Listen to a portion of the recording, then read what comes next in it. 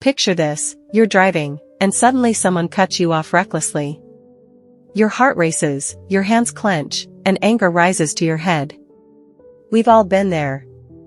But the Stoics, like Seneca and Marcus Aurelius, saw anger differently. To them, anger wasn't a sign of strength, but a weakness that controls us. Seneca even wrote an entire essay called On Anger. He described anger as a brief madness that robs us of wisdom. When we're angry, we lose control of ourselves, and that's the real defeat. The Stoics believed that nothing is stronger than the person who can stay calm when provoked. Now think about this: when was the last time you got angry?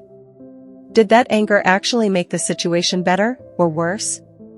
Light bulb. If you find this Stoic lesson helpful, make sure to subscribe to the channel, so you won't miss more wisdom on mastering your emotions. Marcus Aurelius reminded himself every day, people will do wrong, it's not your job to retaliate, but to keep your mind clear. He understood that we can't control other people, but we can always control how we respond. And in that silence, there is real power. So the next time anger comes knocking, remember the Stoics: pause, take a breath, and see that anger is just a choice, not a necessity.